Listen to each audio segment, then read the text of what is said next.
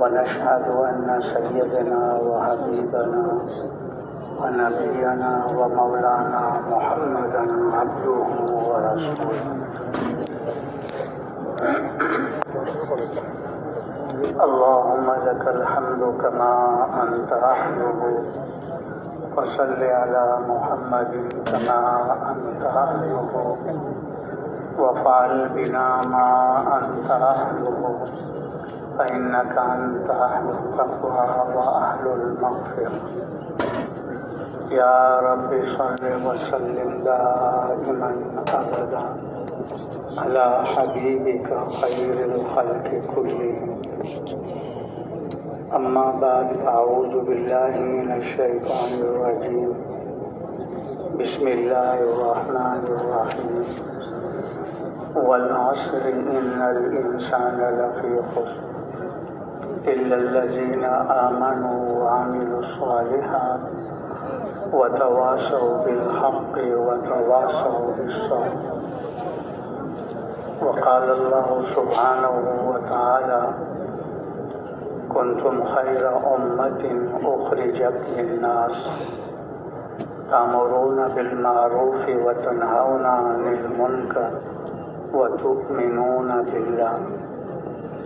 وقال الله سبحانه وتعالى: والذين جاهدوا فينا لنهدينهم سبلنا وإن الله لمع المحسنين.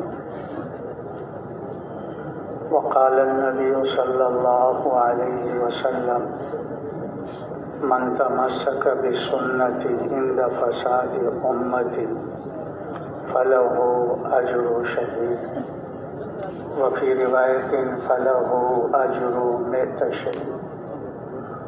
وقال النبي صلى الله عليه وسلم: من جعل الهموم هما واحدا هم آخرته كفاه الله هم الدنيا، وفي رواية كفاه الله هم الدنيا وهم الآخرة. وقال النبي صلى الله عليه وسلم: بلغوا عني ولو آية.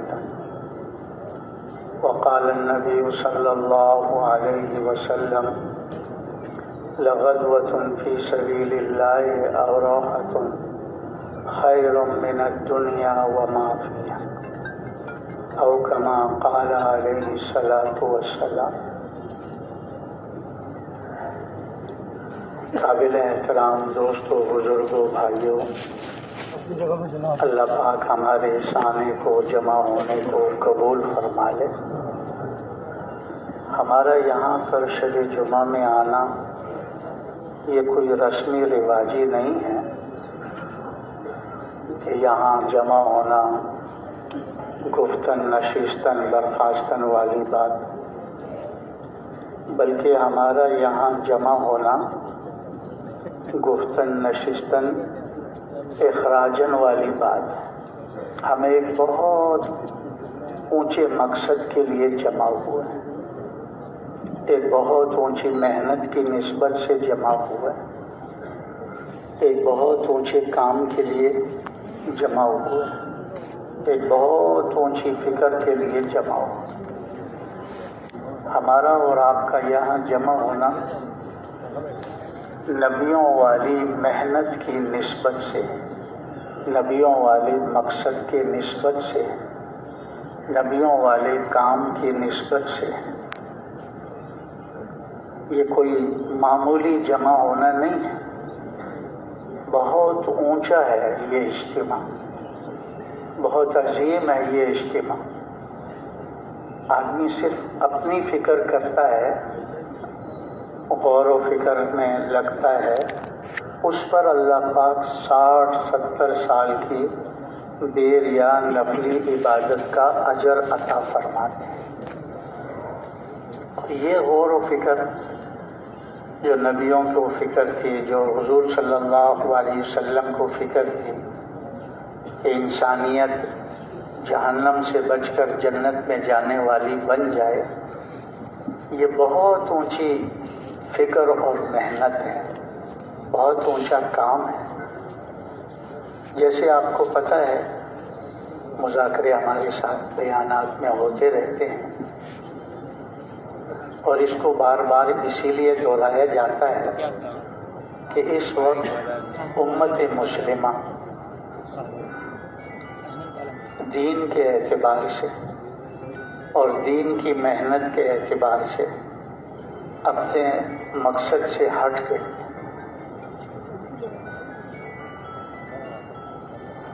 یہ محنت اس لیے ہو رہی ہے پوری دنیا میں کہ امت مسلمہ دین کے اعتبار سے اس سطح پر آ جائے جس سطح پر حضور صلی اللہ علیہ وسلم نے امت کے پہلے طبقے کو چھوڑا تھا۔ امت کے پہلے طبقے کو دین کے اعتبار سے حضور صلی اللہ علیہ وسلم نے پورے دین پر چھوڑا تھا۔ ہر مسلمان اللہ کے ہر حکم کو پیارے نبی کے طریقے سے پورا کرتے ہوئے زندگی گزار رہا تھا۔ کوئی مسلمان اللہ کے کسی حکم کو چھوڑ کر، پیارے نبی کی کسی سنت کو چھوڑ کر زندگی نہیں گزار رہا تھا، اور دین ان کی زندگی میں حقیقت کے ساتھ موجود تھا، صرف سوری نہیں، صرف لفظی نہیں، حقیقت کے ساتھ ان کی زندگی میں دین موجود تھا۔ ایمان حقیقت کے ساتھ، عبادات حقیقت کے ساتھ، اخلاق حقیقت کے ساتھ، اخلاص حقیقت کے ساتھ، دین کے مٹنے کا غم، دین کے زندہ کرنے کا جذبہ اور شوق حقیقت کے ساتھ ان کی زندگی۔ پورا دین کیا ہے؟ پورا دین ایمانیات ہے، عبادات ہیں، اخلاقیات ہیں، معاملات ہیں، معاشرت ہے اور قضا ہے، عدل و انصاف۔ اور امت کے پہلے طبقے میں حضور صلی اللہ علیہ وسلم کی محنت سے پورا دین ان کی زندگی میں موجود تھا۔ اسی لیے اللہ تبارک و تعالیٰ نے امت کے پہلے طبقے کی زندگی کو آنے والی مسلمانوں کے لیے، امت کے لیے نمونہ بنا دیا، نمونہ بنا دیا۔ ان کے اعمال کو آنے والی امت کے لیے کسوٹی بنا دی۔ حضور صلی اللہ علیہ وسلم کیسی ایمان پر محنت فرمائی؟ حضور صلی اللہ علیہ وسلم سے پہلے یقینوں کا یہ حال تھا کہ بیت اللہ ہدایت کا مرکز، اس میں 360 بت رکھے ہوئے تھے اور ان کی پوجا پاٹ کرتے تھے، ان سے مانگتے تھے کہ ہمارا یہ مسئلہ حل کر۔ لیکن حضور صلی اللہ علیہ وسلم نے ایسی محنت فرمائی اور یقین کی وہ کیفیت اللہ پاک نے ان کو عطا فرمائی کہ آنے والے انسانوں کے لیے ان کے ایمان اور یقین کو اللہ نے کسوٹی بنا دی۔ کیا فرمایا؟ آمنو کما آمن الناس، ایسے ایمان لاؤ جیسے یہ لوگ ایمان لائے۔ اور کیسا ایمان تھا؟ کسی مخلوق کا اثر دل پہ نہیں رہا۔ یہ بتوں تو چھوڑو، بتوں کا یقین تو ایسا نکلا کہ پھر، لیکن جو اور مخلوقات جن کے اثرات، جس کے اندر اللہ نے تاثیریں رکھی تھی، کسی مخلوق کا اثر نہیں لیتے تھے، کسی مخلوق سے متاثر نہیں ہوتے تھے۔ نہ سمندروں سے اثر لیا، نہ دریاؤں سے اثر لیا، نہ درندوں سے اثر لیا، نہ کسی مخلوق کا اثر ان کے دل پہ نہیں تھا۔ اس لیے اللہ نے فرمایا آمنو کما آمن الناس، اللہ کی ذات پر ایسا مضبوط یقین تھا کہ اللہ کا غیر، اللہ کے بغیر کچھ بھی نہیں ہے.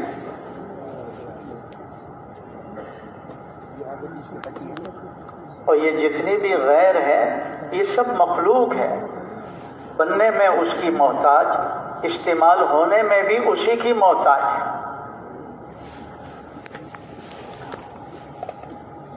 مخلوق خود کچھ نہیں کر سکتی، اللہ کے ارادے کے بغیر کوئی مخلوق کچھ نہیں کر سکتی.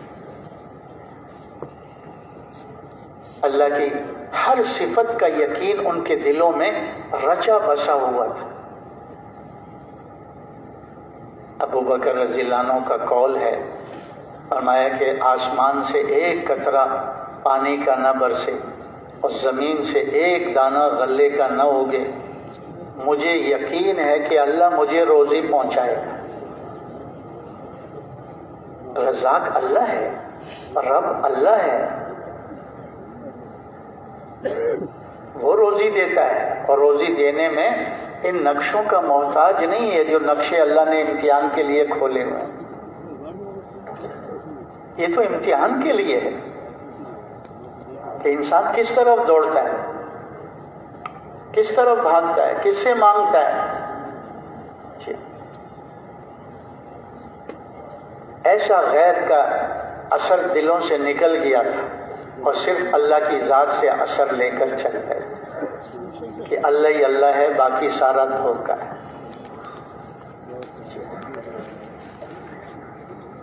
کسی مخلوق کا اثر نہیں. اور یہ بنیاد ہے دین کی اور دین کی محنت کی، جس پر حضور صلی اللہ علیہ وسلم نے مکہ کے اندر ان پر 13 سال محنت کی تھی.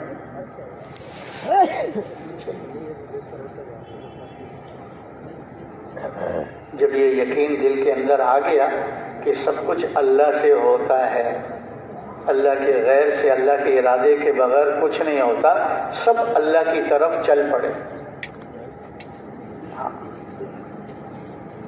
جو اللہ کا حکم آیا اس کو اپنی ذات سے پورا کر کے اور دوسروں کو بھی یہ راستہ بتاتے تھے کہ دیکھو سب کچھ کرنے والا اللہ ہے، اللہ کے بغیر کوئی مخلوق کچھ نہیں کر سکتی. نفع نقصان، حجی کامیابی ناکامی، زندگی موت، یہ سب اللہ کے امر سے، اللہ کے چاہنے سے، اللہ کے چاہنے سے. اس لیے وہ اللہ کی طرف چلے، اللہ کے اوامر کو پورا کرتے ہوئے کہ سب کچھ کا مسئلہ حل کرنا تو اللہ کے ہاتھ میں ہے اور کسی کے ہاتھ میں تو ہے نہیں، ہم ادھر کدھر سر مار رہے ہیں. اس لیے مکی زندگی میں نماز کا حکم آ گیا، اور نماز اللہ سے لینے کا سب سے بڑا ذریعہ ہے ایمان کے بعد. اور جب بھی ان کو ضرورت ہوتی، جیسے نبی اللہ سے مانگ رہے تھے نمازیں پڑھ پڑھ کر، ایسی ان کو بھی اس راستے پہ ڈالا، اور ان کی نمازوں سے اللہ نے ان کے کام بنائے، ان کی دعاؤں سے اللہ نے ان کے مسئلے حل کیے. جی تو نماز ایسی تھی کہ اللہ کے سامنے کھڑے ہو کر جب نماز پڑھ کر ہاتھ اٹھاتے تھے، اللہ ان کے ہاتھوں کو خالی نہیں لوٹاتے. نماز حقیقت کے ساتھ تھی، جیسے ایمان حقیقت کے ساتھ تھا، ایسے ہی نماز حقیقت کے ساتھ تھی ان کے دل کے، زندگی کے اندر.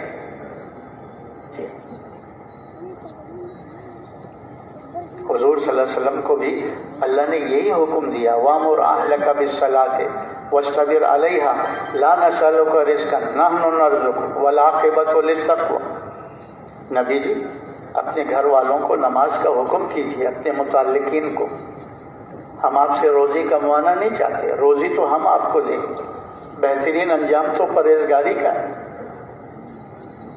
اذا حزبہ امر فزع الی الصلاۃ. حضور کو جب بھی کوئی مشکل پیش آتی کس طرف متوجہ ہوتے؟ نماز کی طرف متوجہ ہوتے. تو نماز ان کی ایسی حقیقت والی جاندار نماز تھی جو صفات سے مزین تھی، اس لیے اللہ کے خزانوں سے لینا ان کے لیے آسان تھا۔ اللہ کے غیبی خزانے ہر نعمتوں سے بھرے ہوئے، وَإِن مِّن شَيْءٍ إِلَّا عِندَنَا خَزَائِنُ۔ اور اس نماز کی برکت سے اللہ نے ان کو ایسی پاکیزہ زندگی عطا فرما دی کہ فحاشی اور منکرات سے اللہ پاک نے ان کو صاف کر دیا۔ ان الصلاۃ تنہی عن الفحشاء والمنکر، پاکیزہ زندگی اللہ نے ان کو نماز کی برکت سے، کہ ان کی نماز میں کلمے والا یقین تھا، حضور کا طریقہ تھا، فضائل کا شوق تھا، اللہ کا دھیان تھا، اللہ کے راضی کرنے کا جذبہ تھا، نفس کے مجاہدے کے ساتھ اس نماز کو قائم کیے ہوئے تھے۔ جب ان کی نماز جاندار تھی تو اللہ نے ان کی زندگی بھی شاندار بنا دی، زندگی بھی شاندار تھی۔ پھر کوئی صحابی ایسا نہیں تھا جو جہالت میں چل رہا ہو، اندھیرے میں چل رہا ہو۔ جو بھی جس کام میں لگا ہوا تھا، جس شعبے سے منسوب تھا اور کام کرتا تھا، وہ اپنے اللہ کے حکم کو پیارے نبی کے طریقے سے پورا کرتے ہوئے چل رہا تھا، علم کی روشنی میں چل رہا تھا، جہالت میں نہیں تھا۔ ان کا ہر عمل، ان کا مزدور مزدوری میں اللہ کے حکم کو، باغ والا باغ والے میں اللہ کے حکم کو، نبی کی سنت کو، تاجر تجارت میں اللہ کے حکم اور نبی کی سنت کو، ہر ایک اپنے شعبے کا علم جانتے ہوئے اس کے مطابق عمل کر رہا تھا، اندھیرے میں نہیں تھا، جہالت میں نہیں تھا، علم کی روشنی میں چل رہا تھا کہ اللہ کا کیا حکم ہے، پیارے نبی کی کیا سنت ہے۔ اور ہر ایک اللہ کے دھیان کے ساتھ چل رہے تھے، ہاں، کہ اللہ دیکھ رہا ہے، اللہ سن رہا ہے، اللہ میرے ساتھ ہے۔ ہاں۔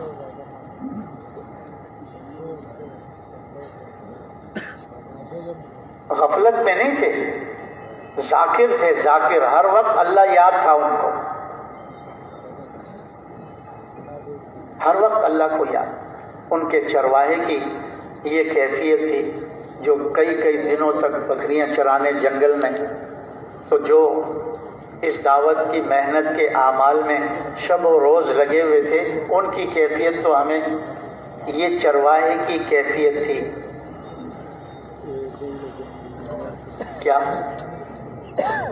عبداللہ بن عمر رضی اللہ عنہ، عبداللہ بن عباس رضی اللہ عنہ، عبداللہ بن مسعود رضی اللہ عنہ، یہ سفر میں تھے۔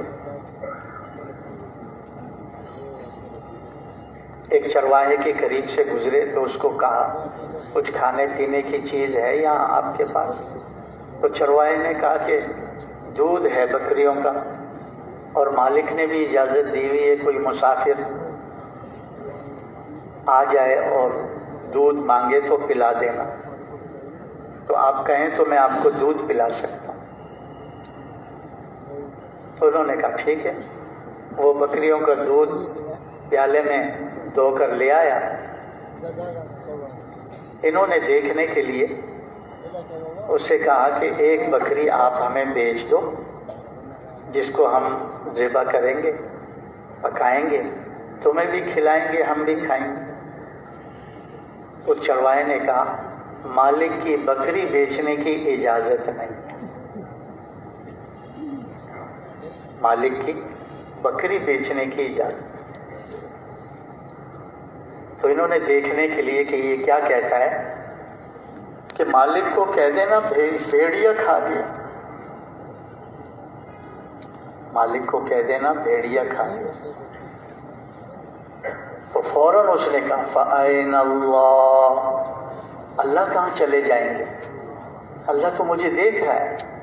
مالک کو تو میں جھوٹ بول دوں گا کہ بھیڑیا کھا گیا، لیکن اللہ تو مجھے دیکھ رہا ہے۔ تو کوئی غفلت میں نہیں تھا، ہر وقت ذکر میں مشغول تھا، اللہ کے دھیان سے زندگی گزار رہا تھا۔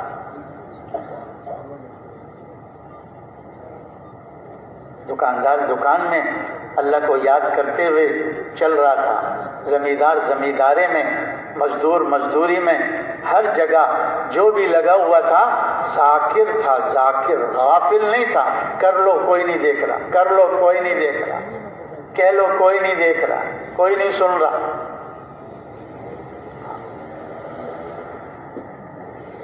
اور پھر ہمدردی، خیر خواہی، یہ جذبہ تھا کہ ہر ایک کی زندگی بنانی ہے، کسی کی زندگی بگاڑنی نہیں۔ ہاں،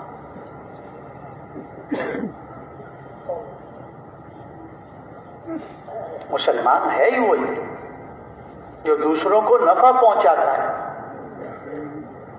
ہاں، مدینہ میں اگر 10,000 کا مجمع تھا تو 9,999 ایک کے خیرخواہ اور ہمدرد تھے، اس کی زندگی بنانے میں لگے ہوئے تھے۔ اور وہ جو ایک تھا وہ ان 9,999 کی زندگی بنانے میں لگا ہوا تھا، کوئی کسی کی زندگی بگاڑنے میں نہیں لگا ہوا تھا۔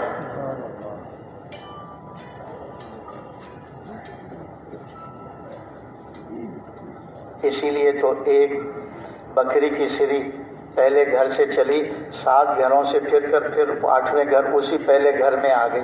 یہ کیا ہے کہ میری ضرورت، میرے بھائیوں کی ضرورت پر میری ضرورت مؤخر ہے، میری بھائیوں کی ضرورت پوری ہو جائے، ان کی ضرورت مقدم ہے۔ میں گزارا کر لوں گا، میرا ہمسایہ، میرا پڑوسی،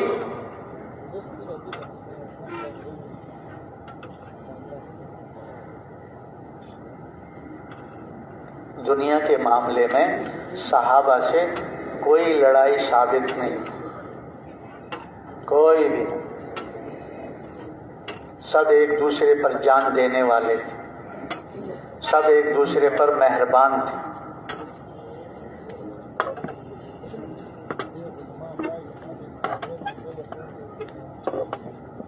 ان کو پتا تھا اللہ کا کنبہ ہے، اپنوں کے ساتھ تو کرتے ہی کرتے تھے، غیروں کا بھی خیال رکھتے تھے۔ یوں نہیں کہہ دیا عمر رضی اللہ عنہ نے کہ فرات کے کنارے پر ایک کتا پیاسا مر گیا تو قیامت کے دن عمر سے پوچھ ہو جائے گی۔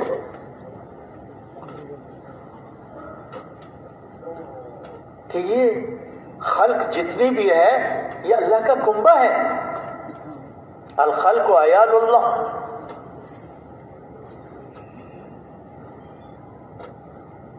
ایسے اونچے اخلاق کے مالک تھے، اللہ اکبر۔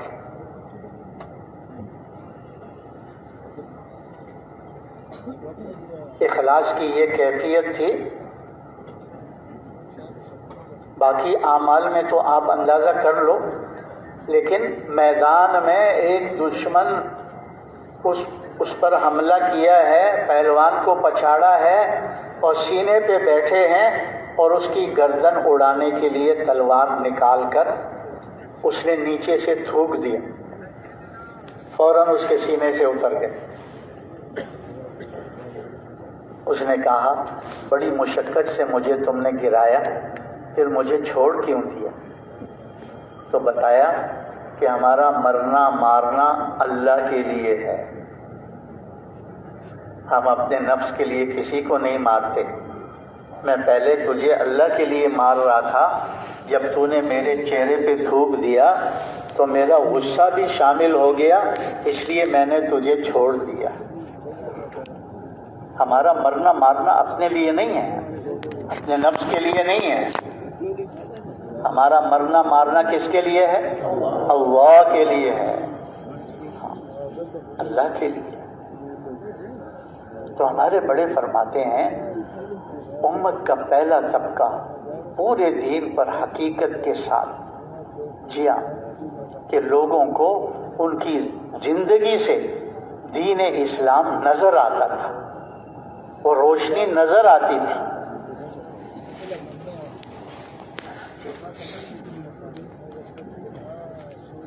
پھر دین کی محنت کے اعتبار سے ان کو حضور صلی اللہ علیہ وسلم نے جس سطح پر چھوڑا تھا کہ ہر ایک اپنا سب کچھ اللہ پر لگانے کے لیے تیار تھا، اللہ کے دین پہ لگانے کے لیے تیار تھا۔ جان جاتی ہے جائے، مال جاتا ہے جائے، وطن جاتا ہے جائے، بیوی بچے قربان ہوتے ہیں قربان ہو جائیں، لیکن اللہ کا دین ساری دنیا میں زندہ ہو جائے۔ اللہ کا دین ساری دنیا میں زندہ ہو۔ اور پھر کیسی محنت کی کہ جس کو جس وقت جہاں کے لیے کہا گیا، جتنے وقت کے لیے کہا گیا، جن کے ساتھ کہا گیا، جس حال میں بھی کہا گیا، جانے کے لیے تیار تھے۔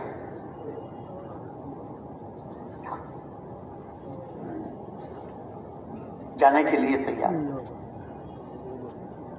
تو حضور صلی اللہ علیہ وسلم نے امت کو دین پر حقیقت کے ساتھ چھوڑا اور امت کو دین کی محنت کے اعتبار سے اس سطح پر چھوڑا، اور جب آپ کے ساتھ بھی اور آپ کے بعد بھی اسی ترتیب سے محنت کو لے کر آگے بڑھے، اللہ تبارک و تعالی نے ان کو ذریعہ بنایا ملکوں کی ہدایت کا۔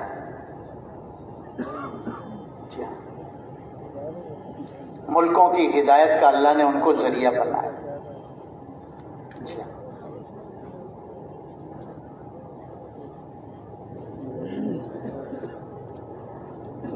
حضور صلی اللہ علیہ وسلم کی زندگی میں ایک تو اللہ نے شریعت کو مکمل کر دیا، اور آپ کی زندگی میں سارا جزیرہ عرب اسلام میں داخل ہو گیا۔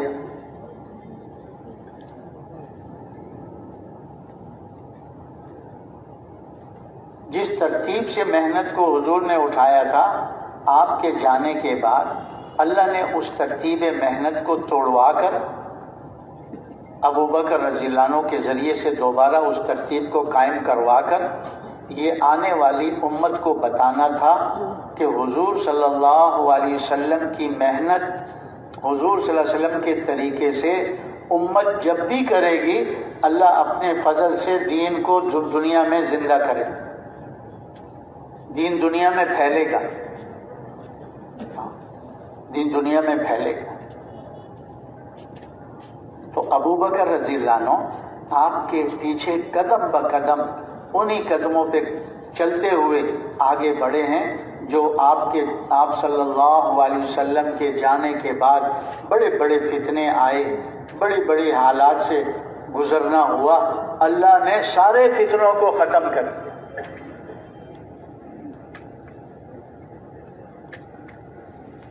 کیوں کہ ابو بکر رضی اللہ عنہ نے مدینے کو خالی کر دیا، سب کو اللہ کے راستے میں بھیج دیا، خود بھی ایک جماعت لے کر قبائل کے پاس چلے گئے۔ مدینے میں کوئی سالم نہیں رہا معذوروں کے علاوہ، سب اللہ کے راستے میں نکل گئے۔ یہ بتایا کہ ان فتنوں کا حل، ان فتنوں کی ان فتنوں کا توڑ اللہ کے راستے کی نقل و حرکت ہے۔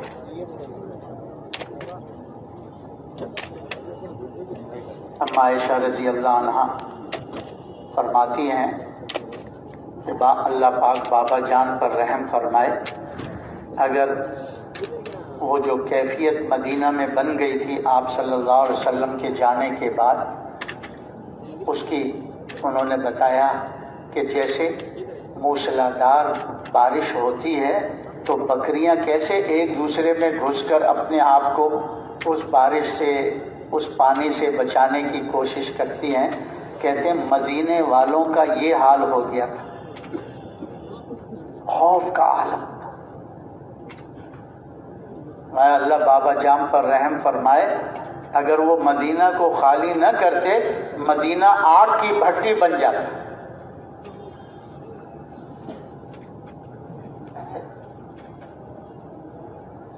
تو حضور صلی اللہ علیہ وسلم کی محنت، حضور صلی اللہ علیہ وسلم کے طریقے سے امت جب بھی کرتی ہے اللہ کی مدد شامل حال ہوتی ہے اور اللہ پاک اپنے دین کو اپنے فضل سے دنیا میں پھیلاتے ہیں، دنیا میں زندہ کرتے ہیں۔ اللہ حق کو زندہ کرتے ہیں، باطل کو مٹاتے ہیں، اور حق کو باطل پر دے مارتے ہیں کہ باطل کا مغز بھی نکل جاتا ہے اور ان کو نظر بھی آتا ہے۔ ہر زمانے میں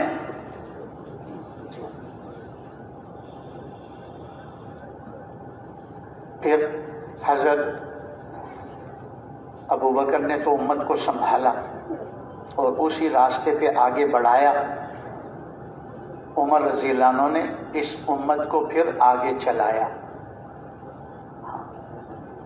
عمر رضی اللہ عنہ کی زمانۂ خلافت جو 10-12 سال رہی، جتنے بھی قریب کے ممالک تھے وہ سب اسلام میں داخل ہو گئے۔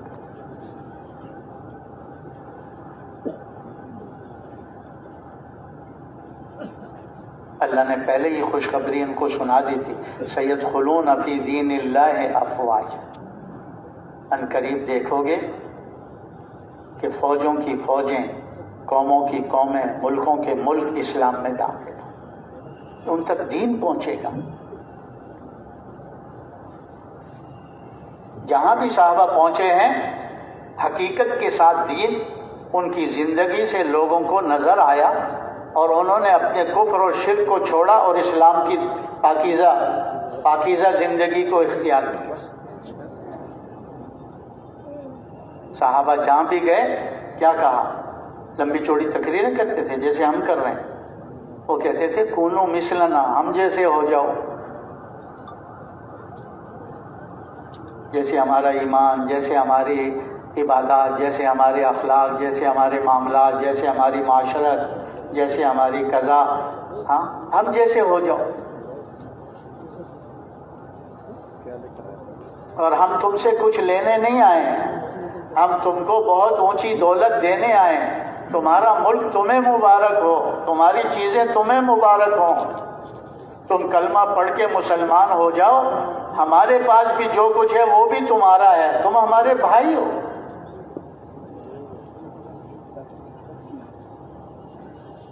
کیوں کہ ان کا ایمان نظر آتا تھا، ان کے اعمال اخلاق نظر آتے تھے حقیقت کے ساتھ، اس لیے ان کو لمبی چوڑی تقریروں کی ضرورت نہیں ہوتی تھی۔ کونو مثلنا، اور قریب آتے تھے ان کی زندگی دیکھی جاتی تھی کہ یہ کیسے زندگی۔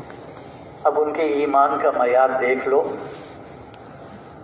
خالد بن ولید رضی اللہ عنہ رومی لشکر کے مقابلے میں جماعت لے کر گئے ہوئے تھے، تو روم کی لشکر کی طرف سے پیغام آیا کہ آپ اگر تشریف لائیں تو کچھ صلح کی بات کر لیں، لڑائی کرنے سے کیا فائدہ ہے، صلح کی بات کر لیتے ہیں۔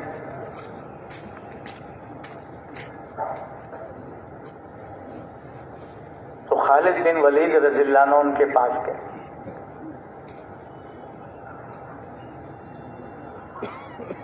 خیمے میں رومی جنرل نے بٹھایا، باتیں کرنے لگا، پھر ایک شیشی نکالی، اس کا ڈھکن کھول کر ایک قطرہ نیچے ڈالا، اس میں زمین پہ آگ لگ گئی۔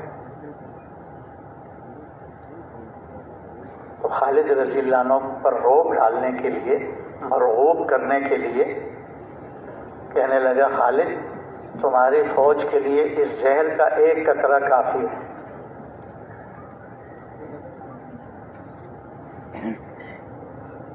خالد رضی اللہ عنہ نے کہا یہ شیشی مجھے دکھاؤ۔ اس کے ہاتھ سے شیشی لی اور بلند آواز سے دعا پڑھی، بسم اللہ الذی لا یضر ما اسمہ شیء فی الارض ولا فی السماء وہو السمیع العلیم۔ ساری بوتل منہ میں ڈالی اور نگل گئے۔ وہ گھبرایا کہ ابھی گرا، ابھی مرا، ابھی گرا، اور یہ فوجی قانون کے خلاف ہے کہ دھوکے سے بلا کے کسی کو مارنا۔ وہ گھبرا گیا، اور خالد رضی اللہ عنہ ان کے سامنے بیٹھے ہوئے مسکرا رہے تھے۔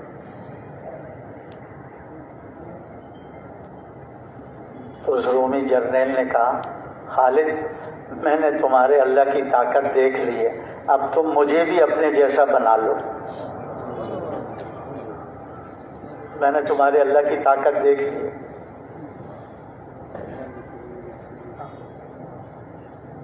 تو لوگوں کو ایمان نظر آتا تھا، یہ جو کہہ رہے ہیں ویسے ہی کر رہے ہیں۔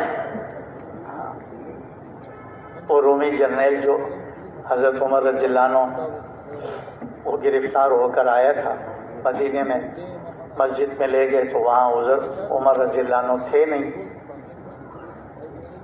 تو کسی نے بتایا باہر مدینے سے وہ درخت کے سائے میں ریت پر آرام کر رہے ہیں، وہاں لے کر آ گئے۔ وہ تمغے لگے ہوئے تھے اس کی چھن چھن کی آواز بھی چل رہی تھی چلتے ہوئے۔ تو جب عمر رضی اللہ عنہ کے قریب پہنچے تو وہ چھن چھن کی آواز سے ان کی آنکھ کھل گئی، دیکھا رومی جنرل کھڑا ہوا، پوچھا کیا حال ہے؟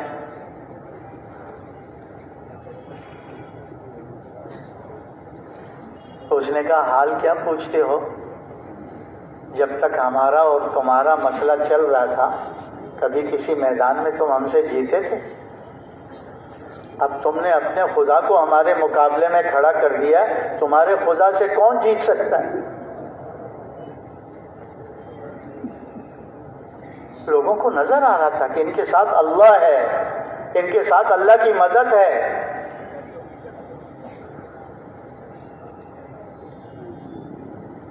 تو حضرات صحابہ اکرام عملی طور پر دنیا کے اندر پھر کر لوگوں کو کہہ رہے تھے کونو مثلنا، کونو مثلنا، ارے ہم جیسے ہو جاؤ، جیسے اللہ نے ہمیں کامیابی عطا فرمائی۔ ہم کہاں تھے؟ ہم تو گرے پڑے تھے، ساری قوموں کے نیچے تھے، اللہ نے ہم میں نبی بھیجا، ہماری طرف دین بھیجا، ہم نے نبی کی بات کو مان کر اس دین کے مطابق عمل شروع کیا، اللہ ہمارے ساتھ ہو گئے، اللہ نے ہمارے سارے قوموں کے نیچے سے نکال کر تمہارے سارے قوموں کے سروں پہ بٹھا دیا ہے۔ ہم کہتے ہیں تم بھی ہم جیسے ہو جاؤ۔ یہ دنیا کے نقشوں سے نہیں ہوتا، دنیا کی فوجوں سے نہیں ہوتا، دنیا کی اسلحہ سے نہیں ہوتا۔ اللہ کو ساتھ لو، اللہ کو ساتھ لو۔ تو حضرات صحابہ اکرام امت کا پہلا طبقہ، ان کی زندگی آنے والی ساری امت کے لیے نمونہ ہے، دین کے اعتبار سے اور دین کی محنت کے اعتبار سے، کیونکہ براہ راست حضور سے دین انہوں نے سیکھا، آگے امت تک پہنچایا۔ دین کی محنت حضور سے براہ راست خود سیکھی، ان کی صحبت میں رہ کر، پھر آگے امت تک پہنچایا۔ تو ہمارے لیے نمونہ حضرات صحابہ کرام کی زندگی ہے، دین کے اعتبار سے بھی اور دین کی محنت کے اعتبار سے۔ دین کی محنت کے اعتبار سے کیا؟ ہر ایک کا جذبہ تھا، کیا تھا؟ کہ میرا سب کچھ لگ جائے، ان کے مردوں کا، ان کی عورتوں کا، ان کے جوانوں کا، ان کے بوڑھوں کا، ان کے بچوں کا، ان کی بچیوں کا۔ ہاں، اللہ کے راستے میں جان دینا ان کے لیے کوئی مشکل نہیں تھا۔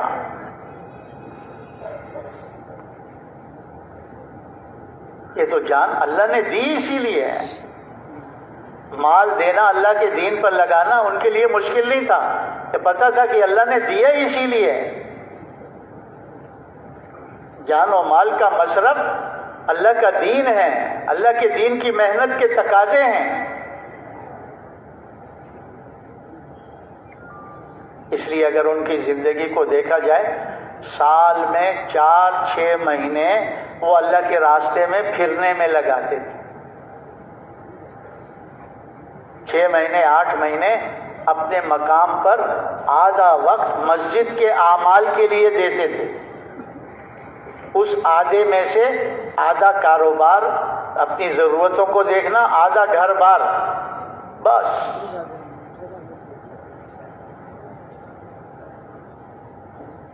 ہر ایک کی دل کی چاہت، ارے میری جان اللہ پہ قربان.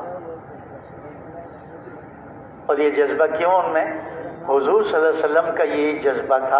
اسی جذبے پر انہوں نے آگے امت کو تیار کیا اور منتقل کیا تھا. حضور صلی اللہ علیہ وسلم کا کیا جذبہ تھا کہ میں اللہ کے راستے میں جاؤں، شہید کر دیا جاؤں، پھر دوبارہ زندہ کیا جاؤں، پھر شہید کر دیا جاؤں، پھر دوبارہ زندہ کیا جاؤں، پھر شہید کر دیا جاؤں. شہادت پر بات کو چھوڑا.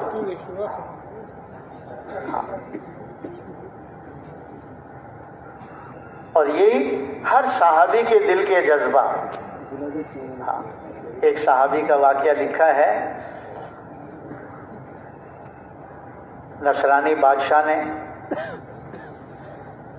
مسلمانوں کی ایک جماعت کو گرفتار کیا، اس میں وہ صحابی بھی تھے.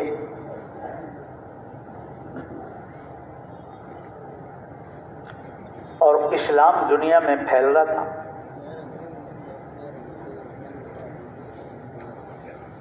تو کسی نے اس نصرانی بادشاہ سے کہا، اس میں ایک ان کے نبی کا جو شاگرد ہے نا صحابی، وہ بھی موجود ہے، ان پر کوشش کی جائے کہ یہ اسلام کو چھوڑ کر ہمارے مذہب کو اختیار کریں.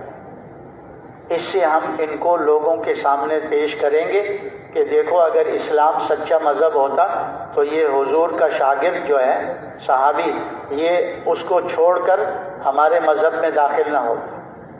ہم نمونہ دکھا دیں گے.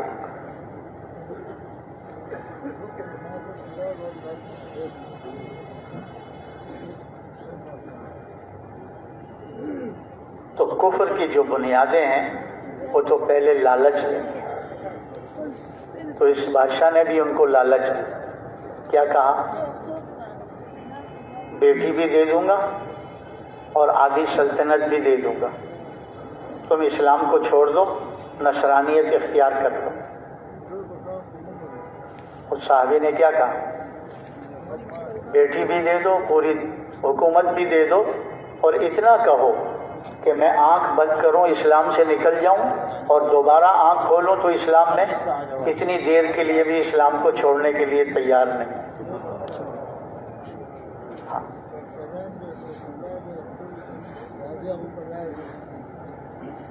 تو پھر دوسرا حربہ باطل کا ہوتا ہے ڈرانا، دھمکانا. تو تیر اندازوں کو کھڑا کیا کہ اس کی طرف تیر پھینکو، مارنا نہیں ڈرانا ہے کہ خوف کی وجہ سے ہماری بات مان لیں. تیر چلاتے رہے، وہ اپنا کھڑے رہے کہ جان ہے ہی اسی لیے مار دیں. یہ جان اللہ پہ قربان، اللہ کے دین پہ قربان. جب دیکھا کہ اس طرح نہیں ڈرے تو بادشاہ سے مشورہ کر کے ان پانی کا ایک بڑا کڑاؤ، کھولتا ہوا پانی ان کی جماعت میں سے ایک کو لے کر اس پانی میں ڈال دیا. وہ بیچارہ شہید ہو گیا. تو یہ کھڑے دیکھ رہے تھے، ان کی آنکھوں میں سے آنسو آ گئے. تو بادشاہ کو بتایا کہ ڈر گیا، رو رہا ہے. کہا جلدی لاؤ جلدی لاؤ. جب لائے تو بادشاہ نے کہا کہ وہی میرا ہے، شہزادی بھی دوں گا اور آدھی سلطنت بھی دوں گا، تم اسلام کو چھوڑ دو، ہمارا مذہب اختیار. تو صحابی نے کہا میرا بھی پہلا وہی پہلا جواب ہے، آنکھ بند کروں اسلام سے نکل جاؤں، آنکھ کھولوں دوبارہ اسلام میں اتنی دیر کے لیے بھی نہیں چھوڑ سکتا.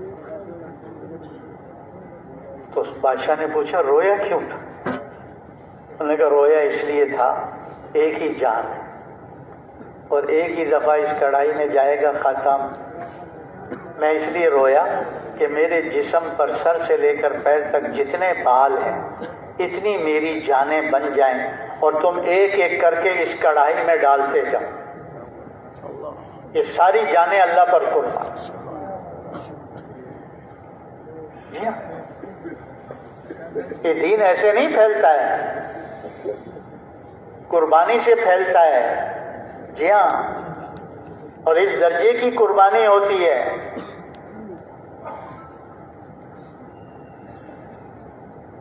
یہ جو دین پھیلا ہے، اللہ کے راستے میں نکلے ہیں، وہیں اپنی قبریں بنائی ہیں، وہیں اپنی قبریں بنائی ہیں۔ اگر مردوں نے دنیا میں اپنی قبریں بنائی ہیں، صحابہ کرام کی عورتوں کی قبریں بھی دنیا کے ملکوں میں بنی ہوئی ہیں۔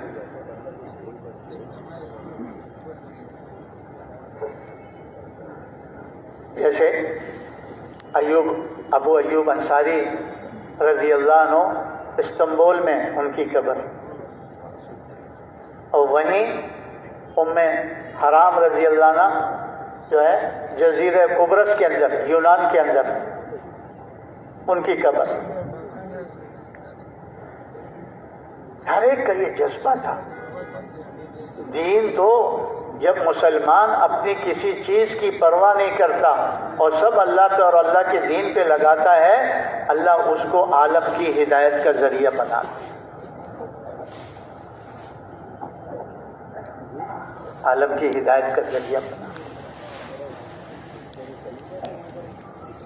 تو یہ جو محنت ہے جس کے لیے ہم بھاگ دوڑ میں لگے ہوئے ہیں کہ یہ محنت امت میں دوبارہ زندہ ہو جائے، دین حقیقت کے ساتھ دین کی محنت اس طرح جاندار ہو جائے کہ مسلمان کی زندگی لوگوں کے سامنے ہو اور مسلمان جا کر کہہ سکے کونو مثلنا، کونو مثلنا، کونو مثلنا، ہم جیسے ہو جاؤ۔ ہم کہہ سکتے ہیں آج؟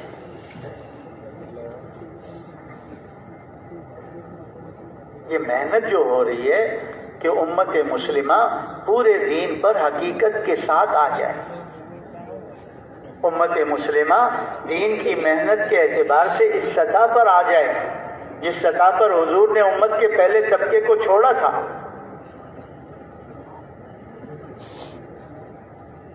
اس امت کی مثال بتاتے ہیں کہ سورج کی طرح ہے۔ امت کی مثال کس طرح ہے بھائی؟ سورج میں تین چیزیں ہیں، ایک نقل و حرکت میں ہے، ایک روشن ہے، اور جہاں روشنی گرمی پہنچاتا ہے ان سے کچھ معاوضہ بھی نہیں چاہتا۔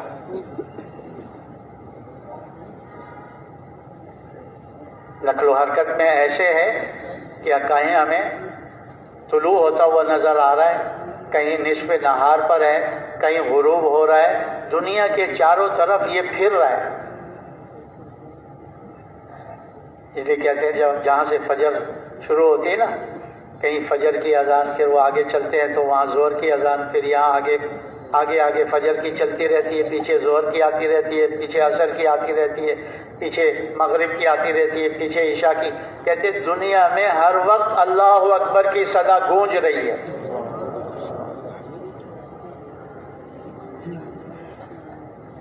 جی ہاں،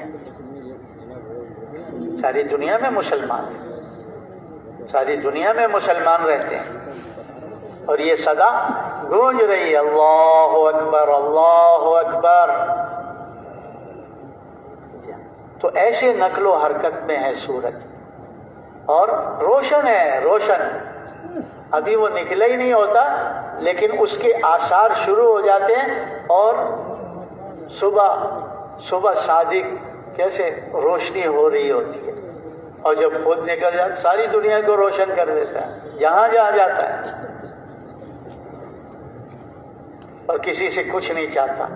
ان اجری الا علی رب العالمین، جیسے نبی کہتے تھے ہمارا بدلہ تم پر نہیں ہے، ہمارا اجر، ہمارا بدلہ کون دے گا؟ اللہ دے گا، اللہ دے گا۔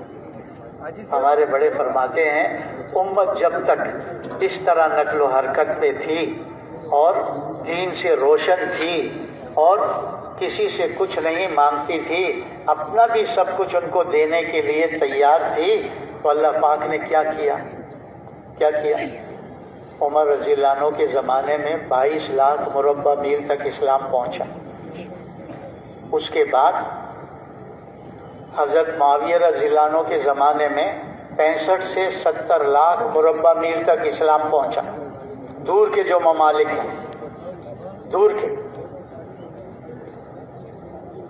یہ عرب نہیں ہیں، لیکن صحابہ وہاں پہنچے، ان کے دین کو نہیں، ان کے لباس کو، ان کی رہن سہن کو، ان کی زبان کو، وہ افریقی ممالک ہیں لیکن فخر سے کہتے ہیں نحنو عرب، نحنو عرب، ہم عربی ہیں ہم۔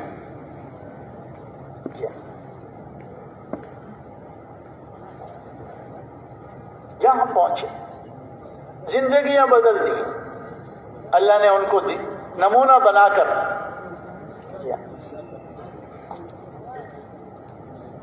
ان کو نظر آیا ان آنکھوں سے واقعی اللہ ان کے ساتھ ہے، اللہ کی مدد ان کے ساتھ ہے، اللہ نے ان کو کہاں سے اٹھایا کہاں پہنچایا، اگر ہم بھی ان کے پیچھے چل پڑے تو اللہ ہمیں بھی وہاں پہنچا دے گا۔ یہ تو دنیا کے اعتبار سے، آخرت جو یہ دین کا منتہا یہی ہے کہ موت سے جو زندگی آ رہی ہے، قبر ہے، حشر ہے، پلصراط ہے، جنت ہے، دوزخ ہے، یہ اصل زندگی تو موت کے بعد شروع ہو رہی ہے، اور اس کا وعدہ بھی اسی دین کے ساتھ ہے، دین اسلام کے ساتھ۔ تو ہم اللہ کو ساتھ لے لیں، ہمیں اللہ نے جس مقصد کے لیے پیدا کیا ہے اس مقصد کو پورا کریں۔ پھر امیہ خلفاء آئے، عمر بن عبدالعزیز رحمۃ اللہ علیہ، 2-2.5 سال ان کی خلافت کا ہے،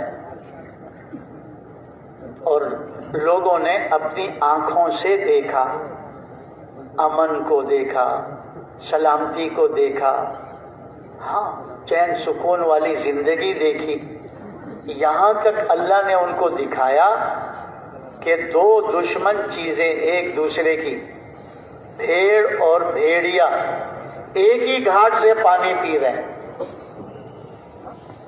بھیڑ اور بھیڑیا کیا کر رہے ہیں؟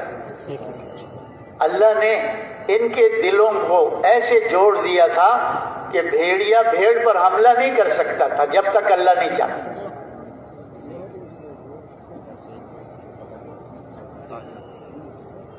وہ جو ان کے انتقال کے بعد جب وہ بھیڑیے کی چروائے کی ایک بھیڑ کو بھیڑیا اٹھا کے بھاگا، اس کو مارا اس نے، تو اس نے آہ کی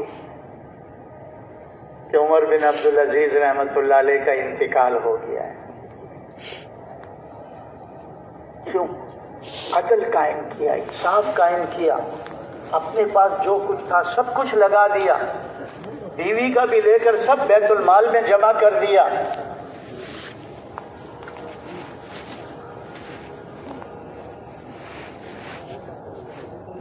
جن نے ظلم سے لوگوں کی زمینوں کو، چیزوں کو ہتھیایا ہوا تھا، سب کو واپس دلا دیا، جو بیت المال سے لی گئی تھی سب سے واپس لے لی۔ ایک عدل و انصاف قائم کیا دین میں، ایمانیات، عبادات، اخلاق، معاملات، معاشرت، اللہ پاک نے امن قائم کر کے دکھایا، لوگوں کو ان آنکھوں سے نظر آیا کہ دیکھو بھیڑ اور بھیڑیا ایک ہی گھاٹ سے پانی پی رہے ہیں۔ صحابہ کے لیے تو حضور صلی اللہ علیہ وسلم کی حضور صلی اللہ علیہ وسلم کی زندگی میں مدینہ میں بھیڑیوں کا وفد آیا، حضور صلی اللہ علیہ وسلم نے اس وفد کو دیکھا، سمجھ گئے کہ یہ کیوں آئے ہیں، اپنی زبان میں کچھ کہا، حضور کو اللہ پاک نے سمجھا دیا، تو انہوں نے صحابہ سے کہا کہ پتہ ہے یہ کیوں آئے تمہارے پاس؟ کہا نہیں، کہا یہ اس لیے آئے ہیں، یہ کہتے ہیں ہمیں صحابہ کی بھیڑ بکریاں کھاتے ہوئے شرم آتی ہے۔ کیا آتی ہے؟ شرم و حیا آتی ہے کہ اتنے اچھے لوگوں کے مال کو ہم اٹھا کے لے جائیں اور کھا لیں، لیکن کیا کریں، اللہ نے ہماری روزی یہ بنائی ہے، آپ ان سے ہمارا معاملہ کرواؤ، یہ ہمارے لیے سالانہ کچھ، ماہانہ کچھ، اور یہ ان میں سے چھوڑ دیا کریں، ہم بس اسی پہ گزارا کر لیں گے، ان کے مال پر ہم حملہ نہیں کریں گے، ان کے مال کو نہیں چرائیں گے۔ حضور صلی اللہ علیہ وسلم نے فرمایا یہ اس لیے آئے ہیں، اب بتاؤ کیا کہنا ہے ان کو؟ صحابہ نے کہا اللہ کے رسول ایک چھوٹے سے اس کو پال پوس کر بڑا کر کے پھر اپنے ہاتھ سے بھیڑیے کے سامنے رکھ دیں، یہ ہمارا دل نہیں، کہ ہمارے دل میں بات نہیں آ رہی۔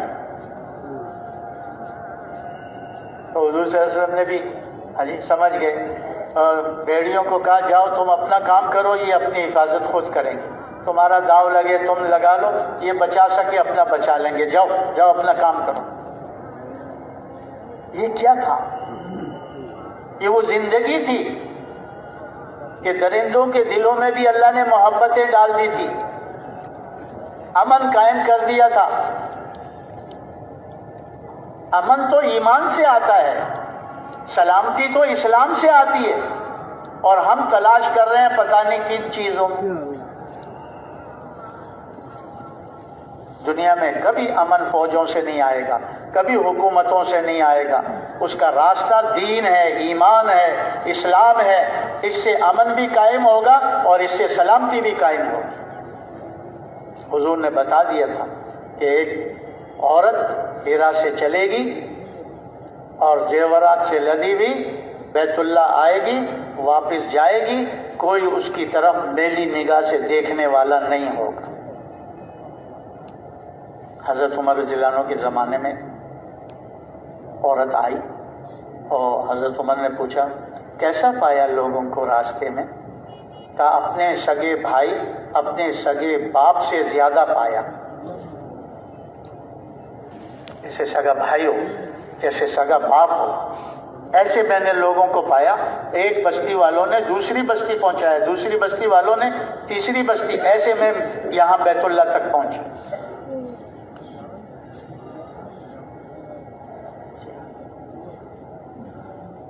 تو زندگی دکھائیں تو صحیح جس پر اللہ کی وہ سامنے آئے، لوگوں کے، ان اندھوں کو نظر آئے۔ یہ تو بیچاروں کو نظر نہیں آ رہا، آج مسلمان کو بھی نظر نہیں آ رہا نا، وہ بھی تو اس راستے کو چھوڑ کر بیچارہ بھٹک گیا ہے۔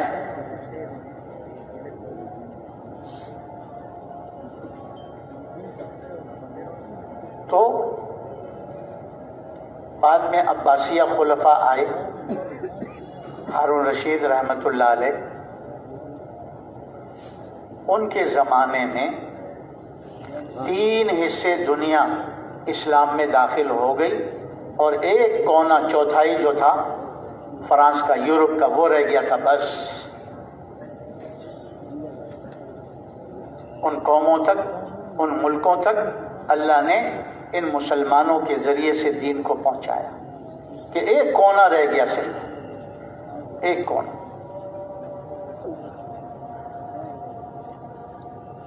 تین حصے دنیا تک اسلام پہنچا۔ وہ تھا نا کونو مثلنا، کونو مثلنا، کونو مثلنا، سورج کی طرح چل رہے تھے، روشن بھی تھے، نقل و حرکت میں بھی تھے، اور کچھ ان سے مانگتے نہیں تھے، کہتے ہمارے جیسے ہو جاؤ، ہمارا بھی سب کچھ تمہارا ہے،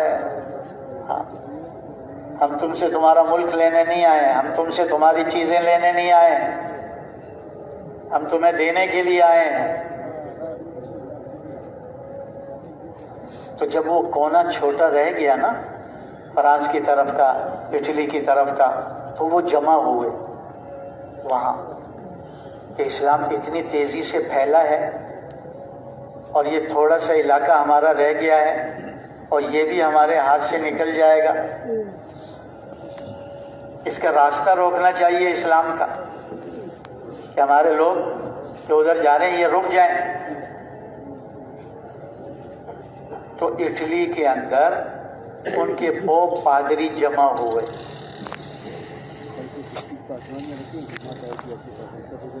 اور انہوں نے وہاں پر آپس میں کہ بھائی ان کے جو مرکزی جگہ ہے، ان کا جو دارالخلافہ ہے، وہاں جا کر ان کا معاملات کو دیکھنا ہے، اخلاق کو دیکھنا ہے، ان کے کردار کو دیکھنا ہے، یہ کون سی زندگی گزار رہے ہیں جو ہمارا مجمع ان کی طرف جا رہا ہے، اور ان کا آپس کا مجمع جڑ کے چل رہا ہے۔ تو ہمیں پہلے معلوم ہو، پھر بیٹھ کر کوئی اسکیم کریں، کوئی سازش کریں۔ تو انہوں نے ایک وفد بھیجا جو بغداد پہنچا. ہارون رشید رحمۃ اللہ علیہ کے زمانے میں دارالخلافہ بغداد تھا اور وہ تاجروں کے بھیس کے اندر آئے.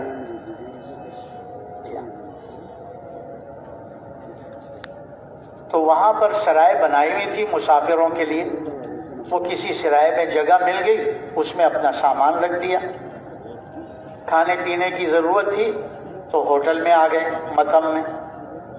متم والے نے ان کو بٹھایا, جو وقت تھا ناشتے کا تھا, جو بھی تھا کھلایا پلایا ان کو.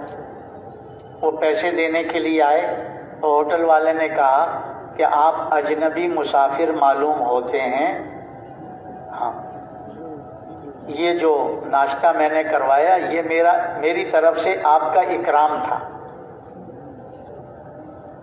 اور جو آپ بیٹھے ہوئے تھے تو ہمارے مسلمان بھائی گزر رہے تھے متم کے سامنے, تو میرے پاس آ کے پوچھتے تھے کہ یہ کون لوگ ہیں.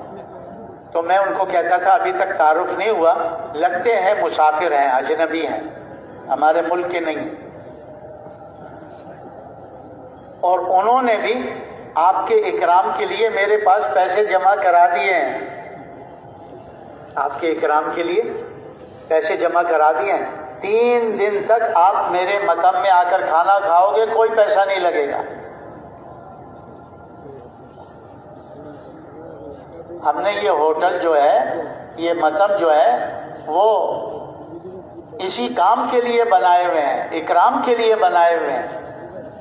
جی ہاں. اور سرائے بھی سرکاری تھی, وہاں بھی خرچہ نہیں.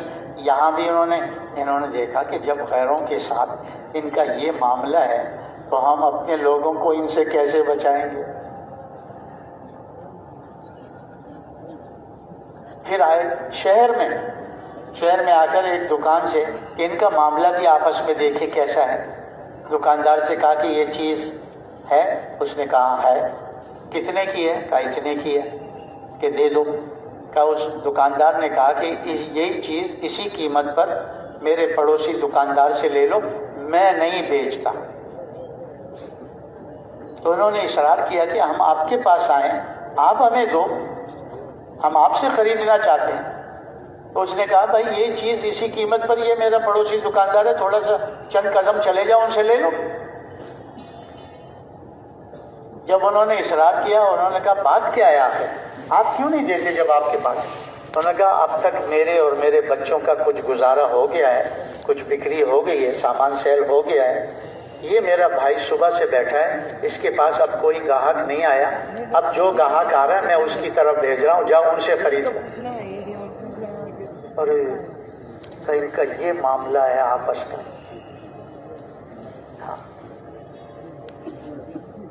یہ معاملہ ہے آپس کا ان کا. تو زندگی تھی جو دیکھ رہے تھے لوگ کہ غیروں کے ساتھ ان کا معاملہ کیسا ہے, اپنوں کے ساتھ کیسا ہے.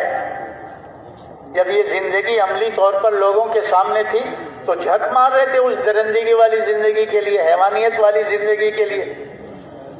بے دینی کی زندگی تو ہے درندگیت کی, حیوانیت کی, شیطانیت کی. اس میں کہاں چین سکون ہے, کہاں راحت اور اطمینان ہے, کہاں عزت ہے.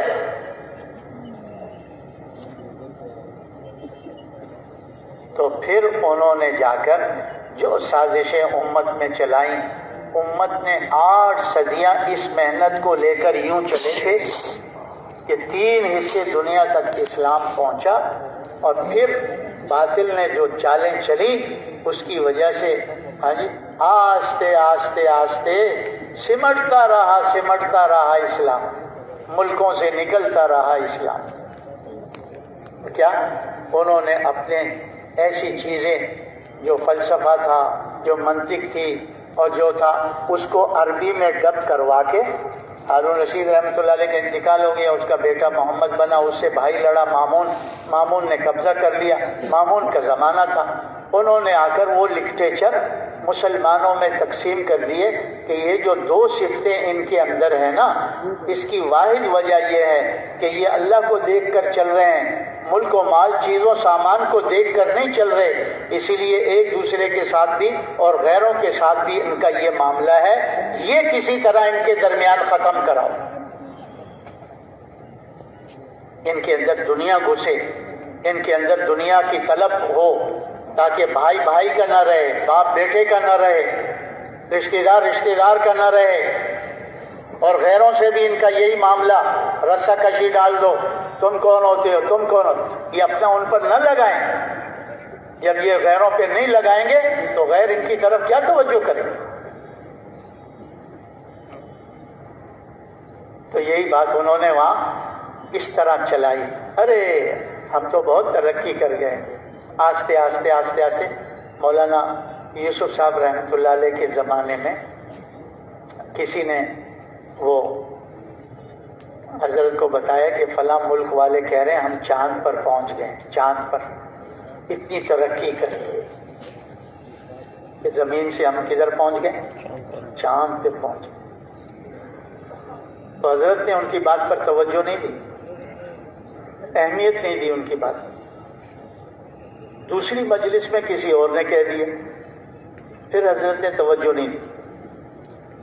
تیسری مجلس میں کسی نے کہہ دیا تو حضرت کو جوش آ گیا کہ یہ کیا ہوا بنا دیا، چاند پہ پہنچ گئے، چاند پہ پہنچ گئے، چاند پہ پہنچ گئے۔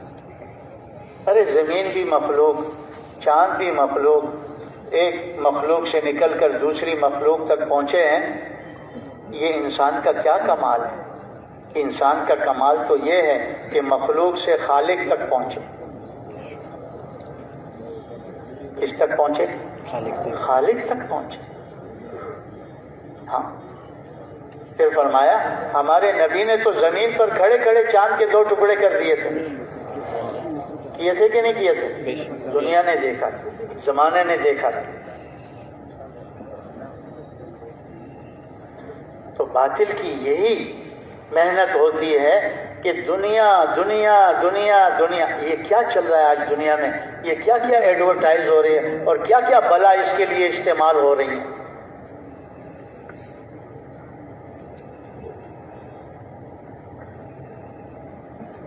کیونکہ حضور صلی اللہ علیہ وسلم نے صحابہ کے سامنے یہ بات کی تھی کہ اس وقت تمہارا کیا حال ہوگا جب یہ اقوام عالم تم پر ٹوٹ پڑیں گے، ایسے ٹوٹ پڑیں گے جیسے کھانے والے دسترخوان پر کھانے کے لیے کھانے پر ٹوٹ پڑتے ہیں۔